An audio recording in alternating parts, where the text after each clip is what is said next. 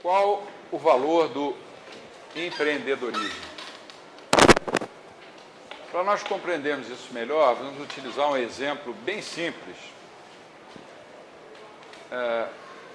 João pretende alcançar um fim FJ. FJ é o fim do João.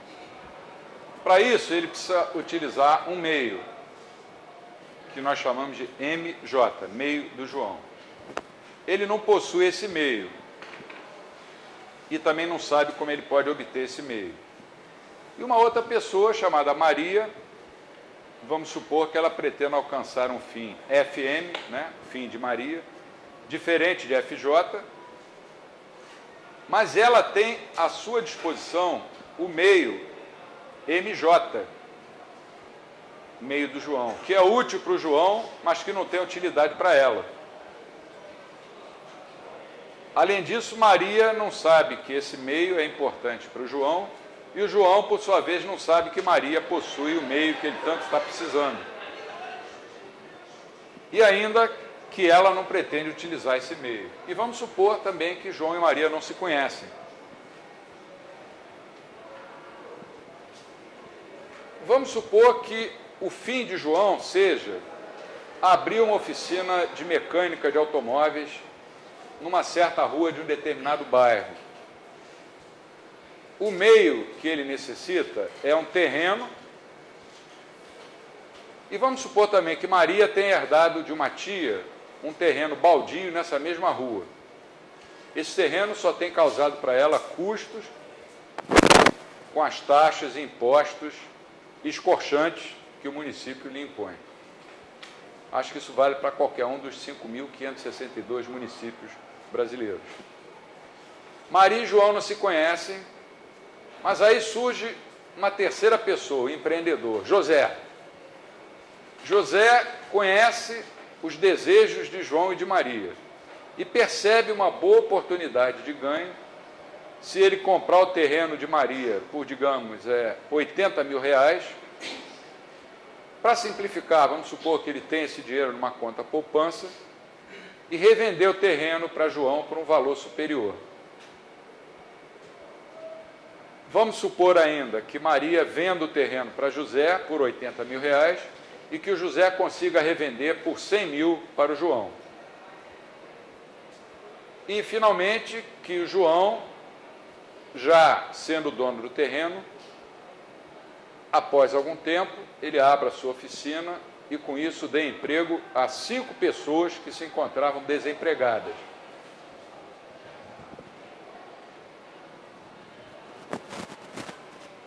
Quantos indivíduos ganharam com a ideia que José conseguiu levar adiante?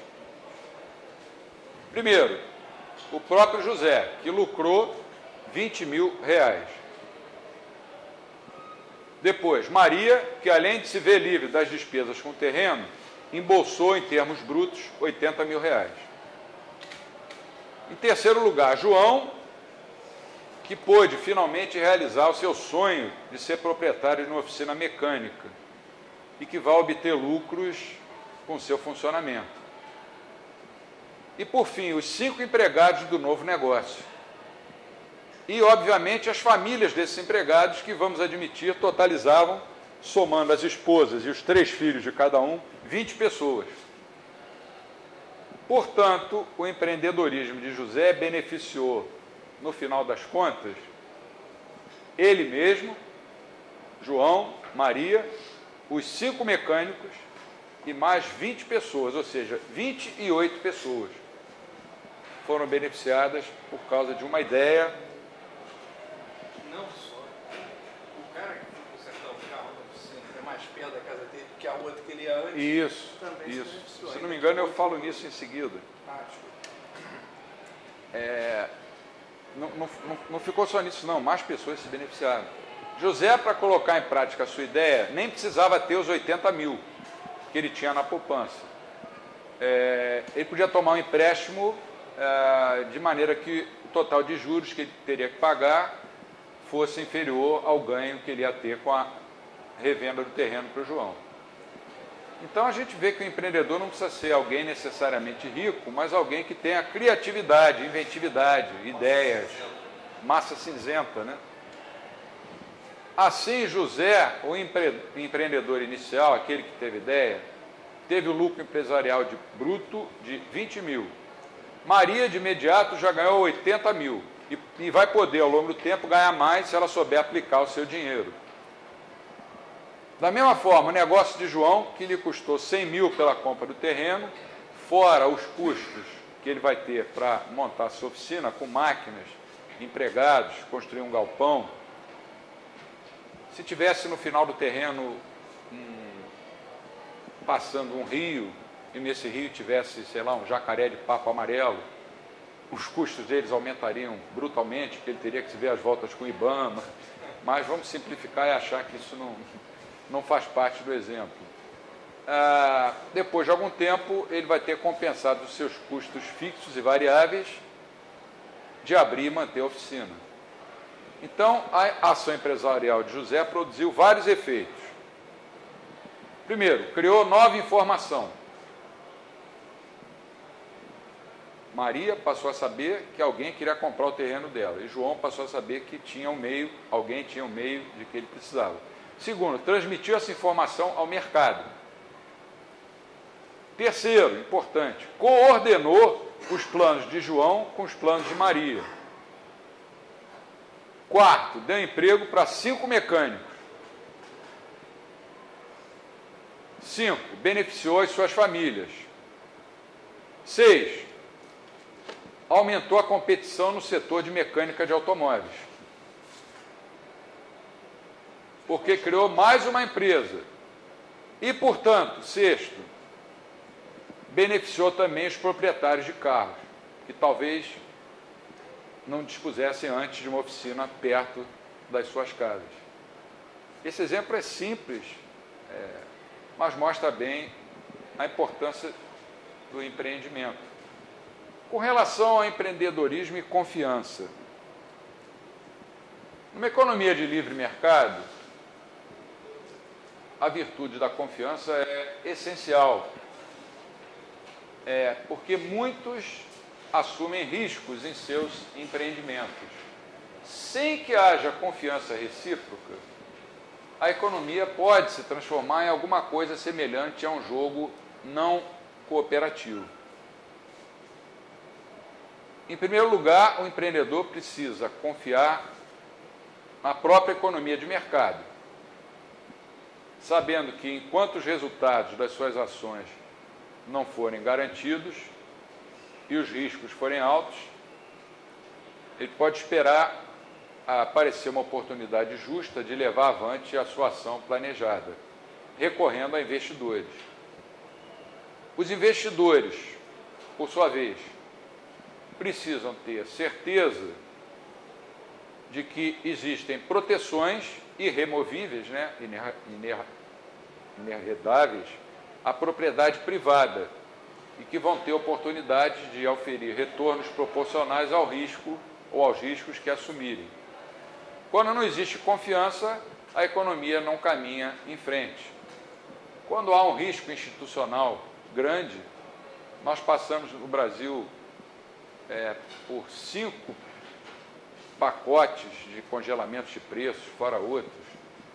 Contratos eram quebrados, era uma coisa terrível. E se quebrou a confiança dos agentes econômicos. Isso culminou no quarto dos congelamentos de preços com o confisco de 80% do total dos ativos financeiros realizado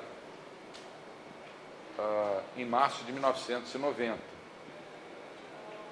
Para as pessoas readquirirem a confiança, isso levou bastante tempo. Eu mesmo fui um que, na época, isso aqui é uma história à parte, mas está dentro do contexto, no mês seguinte ao do confisco, eu jurei que não ia mais usar banco. O que eu fiz? Peguei o dinheiro do meu salário, vi o que eu ia precisar para pagar as despesas lá da minha casa, na época com 3 filhos pequenos. Falei, bom, o que sobrou, o que eu vou fazer? Eu falei, no banco eu não vou deixar. Aí eu, passeando pelo centro do Rio, entrei numa loja de eletrodomésticos, comprei um fogão maravilhoso. Comprei o fogão, paguei à vista para não deixar o dinheiro no banco. Minha mulher adorou isso, né? E eu esqueci de avisar ela, comprei o fogão, um belo dia chegou lá o cara, nem me lembro o nome da loja, entregou o fogão, porque eu tinha perdido completamente a confiança no sistema bancário, com o plano Collor 1, que foi perpetrado por aquela senhora que ocupou o cargo de ministra, né? Esse foi só um exemplo. Nós tivemos várias quebras de contratos executadas por meia dúzia de economistas que se reuniam e decidiam o que era melhor na época para 140 milhões de brasileiros. Tínhamos delegados do Sarney, fiscais do Sarney e coisas desse tipo. Lei delegada, isso, nem me lembrava mais dessa expressão. Então, uma economia de mercado é vital que haja confiança. E isso conduz a uma pergunta importante. Podemos confiar nas ações do governo e na contenção do seu poder? Podemos confiar no governo para proteger a propriedade privada? Podemos confiar no governo para manter a moeda estável? Podemos confiar no governo para limitar os impostos e os excessos de regulamentações? Podemos confiar no governo, no Estado, para respeitar contratos, punir o descumprimento de contratos e a corrupção? São perguntas que eu coloco, vocês todos sabem as respostas, porque são pessoas inteligentes e vivem no Brasil. Não se trata do governo do presidente A, B ou C. Eu estou falando assim, de Estado de uma maneira geral.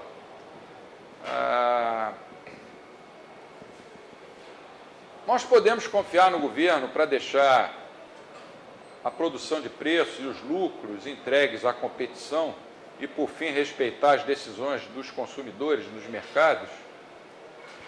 Essas perguntas são fundamentais para alguém que se interessa pela escola austríaca.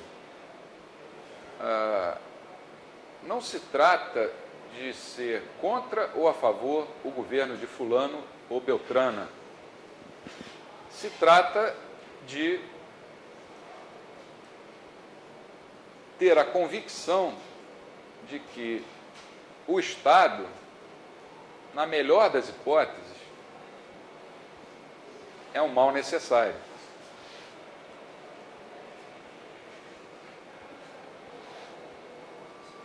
Quando esse Estado ocupa espaços que não lhe caberia ocupar, quando ele invade as nossas liberdades individuais, quando ele não garante a propriedade privada,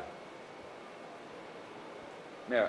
As pessoas invadem, por exemplo, fazendas, invadem prédios públicos, e para você tirar essas pessoas de lá, você precisa de uma liminar, de um juiz, quando o padre Juan de Mariana já dizia lá no século XVI que quando o governo cria um imposto sem o consentimento dos cidadãos, qualquer cidadão tem o direito de assassinar o rei. Não vamos chegar a esse ponto, mas nós temos que nos fazer essas perguntas no Brasil e na América Latina, porque são coisas que estão nos acompanhando no dia a dia. Eu estou tentando ficar só na teoria econômica, para a gente não entrar em discussões de natureza política, mesmo porque eu acho que a nossa grande vitória vai ter que ser no plano das ideias. No plano das ideias. É com as ideias que a gente vai conseguir mudar as coisas. É um trabalho de formiguinha, de longo prazo, mas alguém tem que fazer, que é a proposta do Instituto Mises do Brasil, desde que o Hélio fundou, há 4 anos, né? 4 anos, 3 ou 4 anos atrás, o Mises.